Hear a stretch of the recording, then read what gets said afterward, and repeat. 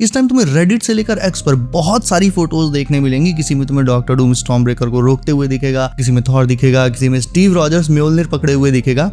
Let me tell you, ये सारी की सारी फोटोज फेक हैं, एआई हैं, क्योंकि जब से डूम्सडे का ट्रेलर डिस्क्रिप्शन सामने आया है ऐसी फोटोज काफी सर्कुलेट की जा रही हैं ये बोल के कि ये ट्रेलर के शॉट्स हैं, but new they are not. Now doomsday में हीरोज की डेथ को लेकर एक बहुत शॉकिंग अपडेट आई है, लेकिन वो अपडेट बताने से पहले तुमसे एक हम्बल रिक्वेस्ट है मेरी। मैंने डूम्सडे आने तक इस चैनल पर 100K सब्स का टारगेट रखा है एंड आई नो ये एक मुश्किल टारगेट है, बट तुम्हारी हेल्प से पॉसिबल भी है। So if you are new then do subscribe the channel, I really appreciate it. And now shocking update ये है कि एक इनसाइडर के अकॉर्डिंग मूवी में इक्का दुक्का हीरोज को छोड़कर A to Z सारे हीरोज मारे जाएंगे। सुनने में मतलब इम्पॉसिबल लग सकता है, बट एक्चुअल में इट्स पॉसिबल। वो ऐसे कि जब मल्टीवर्स डिस्ट्रॉय होगा तो हर एक यूनिवर्स का हर एक हीरो, विलन, ये सारे भी उसी के साथ डिस्ट्रॉय हो जाएंगे। बाद में डूम इन्हें समहाउ रिजरेक्ट करके बैटल वर्ल्ड में लाएगा, तभी तो बैटल वर्ल्ड भी ये सब के सब डूम के कंट्रोल में होंगे, डूम को ही अपना मालिक मानेंगे। बैटल वर्ल्ड की रियलिटी बनाने में डूम की हेल्प करेगी वांडा, बिकॉज उसे फेक रियलिटी बनाने का पूरा एक्सपीरियंस है। अगर तुम्हें याद हो तो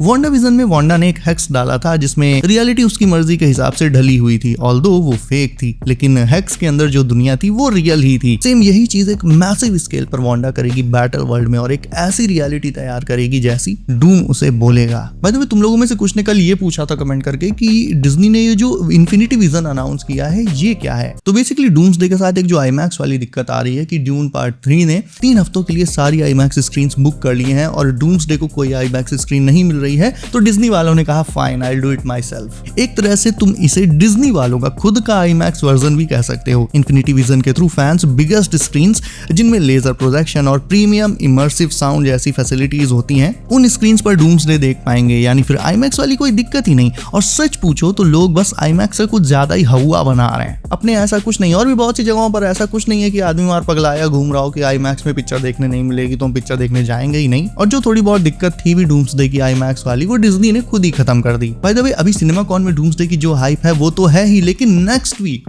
और बिगर होने जा रहा है, because next week we just might get the trailer. देखो, सिनेमाकॉन के इवेंट में आम फैंस उतना ज्यादा नहीं जा पाते, इसमें थिएटर ओनर्स वगैरह होते हैं, इसीलिए इसमें सिक्योरिटी बहुत टाइट थी। एक्चुअल में वहां सीन ये था कि अगर कोई जरा सा भी फोन निकाल कर ट्रेलर रिकॉर्ड करने की कोशिश भी करता तो एक ग्रीन लेजर आकर तुरंत उस पर पड़ती और भाई भरी भीड़ में बेइज्जती हो जाती उसकी। कुछ एक लोगों ने उसे रिकॉर्ड करने का ट्राई भी किया था, लेकिन सिक्योरिटी वाले आए और धक्के मार के, इसीलिए ट्रेलर की पिक्स, ऑडियो, वीडियो कुछ भी लीक नहीं हुआ एंड दैट्स जस्ट ग्रेट। लेकिन CCXP मैक्सिको का इवेंट जो अगले हफ्ते होना है वो एक फैन इवेंट है, उसमें आम फैंस जाते हैं। तो अगर मार्वल इस इवेंट में फैंस को ट्रेलर दिखाता है तो फिर बहुत हाई चांसेस हैं कि सेम उसी दिन या फिर उसके नेक्स्ट डे ट्रेलर ऑनलाइन भी सारे फैंस के लिए, वर्ल्ड वाइड फैंस के लिए रिलीज कर दिया जाएगा। एंड इस पर जो भी लीक या अपडेट होगी सबसे पहले मैं तुम्हें बताऊंगा। ये इवेंट होगा 24 to 26 अप्रैल। तो अगेन ट्रेलर के लिए बहुत हाई होप्स अभी भी हैं। बाय द वे, डूम्सडे में 616 के जितने भी हीरोज हैं, आई थिंक वो बहुत ज्यादा डिवाइडेड रहने वाले हैं अंटिल थॉर्स स्पीच। ट्रेलर में थॉर ने हीरोज से क्लियरली कहा था कि अपने फालतू झगड़े साइड में रख के इस थ्रेट के यानी डूम के अगेंस्ट एकजुट हो जाओ, नहीं कहाँ गायब हो जाओगे पता नहीं चलेगा। और ये स्पीच देते टाइम थॉर बहुत गुस्से में भी था, तो जाहिर है थॉर ने डूम की पावर को फर्स्ट हैंड फील किया है, इसीलिए वो डूम से डरा हुआ भी है। लेकिन जब वो ये देख रहा है कि इस मुश्किल घड़ी में हीरोज एक होने की बजाय आपस में ही तू मैं कर रहे हैं, तभी उसे गुस्सा आ गया। और हीरोज की ये जो बंदर बाट है ये थंडरबोल्ट्स के पोस्ट क्रेडिट सीन से ही शुरू हो गई थी, जब बकी ने कहा था कि उनकी टीम को एवेंजर्स का टाइटल चाहिए और सैम विल्सन उन्हें ये टाइटल नहीं लेने देगा। इससे साफ हो गया था कि बकी और सैम के बीच में पहले जैसी दोस्ती नहीं रही, उनके बीच हालात अभी कुछ ठीक नहीं है। सैम विल्सन और उसकी टीम बकी बार्न्स और उसकी न्यू एवेंजर्स की टीम को कतई पसंद नहीं करती। और पता, हल्क फैंस के लिए भी बहुत तगड़ी अपडेट है मेरे पास। सुनने में ये आया, इनसाइडर रिपोर्ट ये कह रही है कि एडवर्ड नॉर्टन का हल्क भी डूम्सडे या फिर सीक्रेट वॉर्स किसी में तो वापस आएगा। और सिर्फ नॉर्टन का नहीं, बैना का हल्क भी आ सकता है। यानी र्यूमर है कि दोनों में से किसी एक मूवी में, यानी डूम्सडे या सीक्रेट वॉर्स में से किसी एक में हल्क्स के जितने भी वर्जन्स आए हैं अभी तक, उनका पूरा लाइनअप होगा। एरिक बैना का हल्क, नॉर्टन और मार्क रफेलो, तीनों के हल्क प्लस रेड हल्क 2। अब भाई अगर नॉर्टन का हल्क आ गया तो भाई साहब तरस गया हूं उस हल्क को देखने के लिए। स्टीव रॉजर्स और पेगी को लेकर भी एक नई अपडेट ये आई है कि मूवी में ये दोनों TVA के विटनेस प्रोटेक्शन के अंडर में रहेंगे। दैट मीन्स कि स्टीव और पेगी ने कुछ ऐसा विटनेस किया है, कुछ ऐसा देखा है जिसकी जरूरत TVA को है। आई थिंक स्टीव डूम से मिल चुका है और देख चुका है कि डूम मल्टीवर्स को डिस्ट्रॉय करना चाहता है, वो इसी बात का विटनेस है, इसीलिए TVA डूम के अगेंस्ट एक्शन ले पाए इसीलिए उन्होंने स्टीव एंड पेगी को विटनेस प्रोटेक्शन में ले लिया। हाँ, वो बात अलग है कि टीवी वाले डूम का कुछ करें उससे पहले ही डूम उन्हें उड़ा देगा। और बी श्योर भाई कि डूम्सडे में सेंट्री और थॉर स्क्रीन शेयर करने वाले हैं, मतलब इनके बीच में फाइट होगी या इनका टीम अप होगा ये अभी क्लियर नहीं है, लेकिन अपडेट्स ये आ रही हैं कि सेंट्री और थॉर के एक साथ के सीन्स हैं डूम्सडे में, बस इनका एक वो बैटल देखने मिल जाता। ना ये तो सब जानते हैं कि डॉक्टर स्ट्रेंज जब आएगा वो एवेंजर्स को धोखा देके पार्टी बदल लेगा और डूम की साइड हो जाएगा, बट ये कोई नहीं जानता कि ये सब भी उसी के प्लान का हिस्सा है। जैसे इन्फिनिटी वॉर में जब वो स्टोन थैनोस को दे रहा था तो सब सोच रहे थे कि वो ये कर क्या रहा है, पगला गया है क्या, लेकिन स्ट्रेंज जानता था कि स्टोन देकर पहले टोनी को बचाना है और बाद में फिर इसी टोनी को झाड़ पे चढ़ाकर इससे स्नैप करवा देना है। तो प्लान तो स्ट्रेंज का वहां पर भी था, प्लान यहाँ पर भी होगा डूम्सडे में जब वो डॉक्टर डूम की हेल्प करेगा, लेकिन फर्क इस बार ये होगा कि इस बार स्ट्रेंज एक्चुअल में गलत होगा और हीरोज को बिट्रे करना उसे बहुत भारी पड़ जाएगा। इवन उसे ही नहीं, पूरे मल्टीवर्स को भारी पड़ जाएगा। एट फर्स्ट डूम सबकी नजर में एक विलन है, लेकिन जब धीरे धीरे लोग उसकी ग्रैंड स्कीम को जान जाएंगे तो फिर कुछ लोग उसे सही भी मानने लगेंगे, जस्ट लाइक जैसे थैनोस के साथ हुआ था। थैनोस ने भी कहा था कि मुश्किल फैसले लेने के लिए पत्थर का कलेजा चाहिए, क्योंकि रिसोर्सेज खत्म हो रहे थे और पॉपुलेशन बढ़ती जा रही थी। थैनोस नहीं चाहता था कि जो हाल उसके प्लैनेट का हुआ वो बाकी यूनिवर्स का भी हो, और इसीलिए उसने एक बहुत मुश्किल फैसला लिया। डूम भी कुछ ऐसा ही करने जा रहा है, लेकिन एक मल्टीवर्सल लेवल पर, क्योंकि तुम सोच कर देखो तो ये जो इनकर्जन्स मल्टीवर्स में हो रहे हैं ये हीरोज की ही वजह से हो रहे हैं ना। हीरोज बेरोक टोक एक यूनिवर्स से दूसरे यूनिवर्स में जाते हैं या फिर टाइम ट्रैवल करते हैं बिना ये सोचे कि इससे एक अल्टरनेट टाइमलाइन बनेगी, इनकर्जन होगा और यूनिवर्सेस डिस्ट्रॉय हो जाएंगे।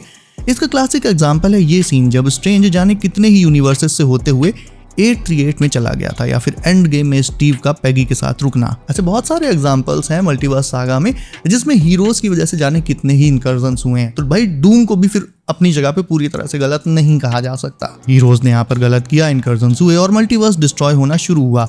ये बात डूम जानता है और इसीलिए वो इस प्रॉब्लम का एक परमानेंट सॉल्यूशन चाहता है। अब जाहिर है ये सॉल्यूशन डॉक्टर डूम के हिसाब से ये भी हो सकता है कि सारी यूनिवर्सेस को डिस्ट्रॉय करके बस एक सिंगल यूनिवर्स बना दिया जाए, सारे लोग उसी में हंसी खुशी डूम के अंडर में रहें, और फिर जब एक ही यूनिवर्स होगा तो मल्टीवर्सल ट्रैवल कोई कर ही नहीं पाएगा, टाइम ट्रैवल डॉक्टर डूम करने नहीं देगा और फिर इनकर्जन होने का कोई सवाल ही नहीं। यानी इनकर्जन्स का एक परमानेंट सॉल्यूशन। लेकिन डूम का ये सॉल्यूशन हीरोज के गले नहीं उतरेगा, लेकिन स्ट्रेंज उसके पास दिमाग बहुत है, क्योंकि सारे हीरोज जहां उसूल और मोरालिटी में अंधे हो जाते हैं, अपने खुद के काम नहीं देखते वो, कि टोनी के मना करने के बावजूद टाइम ट्रैवल करते घूम रहे थे। वहीं स्ट्रेंज ऐसा बिल्कुल नहीं है। इवन अगर वो एंड गेम में होता भी तो मुझे यकीन है कि वो एवेंजर्स को टाइम ट्रैवल करने से रोकता या एटलीस्ट उन्हें वॉर्न तो करता ही, जैसे खुद टोनी ने किया था।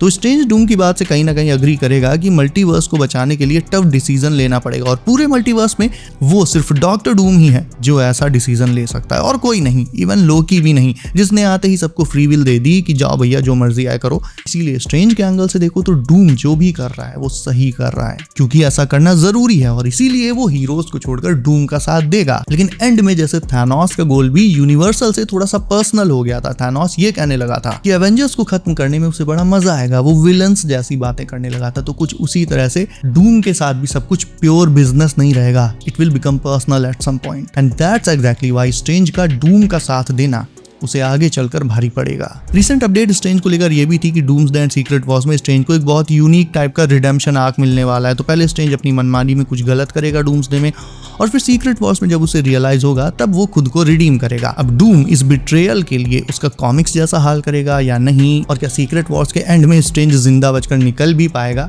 ये देखने वाली बात होगी। And by the way Robert Pattinson की बैटमैन पार्ट 2 के बारे में भी एक इंटरेस्टिंग अपडेट दे देता हूं तुम्हें। ये तो तुम्हें पता ही होगा कि अपना बकी उधर अब हार्वी डेंट बनने जा रहा है। रिसेंटली डूम्सडे में जो हीरोज मारे जाएंगे उनमें से बकी का नाम भी बार बार आ रहा है, लेकिन इसे तुम इससे जोड़कर मत देखना कि उन्हें बैटमैन पार्ट 2 में रोल करना है इसीलिए इधर उनकी कहानी खत्म हो रही। कोई एक्टर क्या दो स्टूडियोज में अपने रेस्पेक्टिव रोल्स प्ले नहीं कर सकता क्या? बिल्कुल कर सकता है। लेकिन इंटरेस्टिंग रिपोर्ट ये आई है कि बैटमैन में हार्वी डेंट की वाइफ का रोल मिला है नताशा को, यानी स्कारलेट जोहानसन। बैटमैन पार्ट 2 में गिल्डा डेंट का रोल कर सकती हैं, गिल्डा यानी हार्वी की wife. So guys that's it for today. Video अच्छी लगी तो उसे लाइक करके चैनल कर लो, सब नोटिफिकेशन ऑल पर डालना मत भूलना ताकि आने वाली latest MCU leaks and updates तुमसे कभी भी मिस ना हो। सो बी सेफ गाइस, अपना ख्याल रखिए आप। मेरा नाम Himanshu and as always I will see you next one.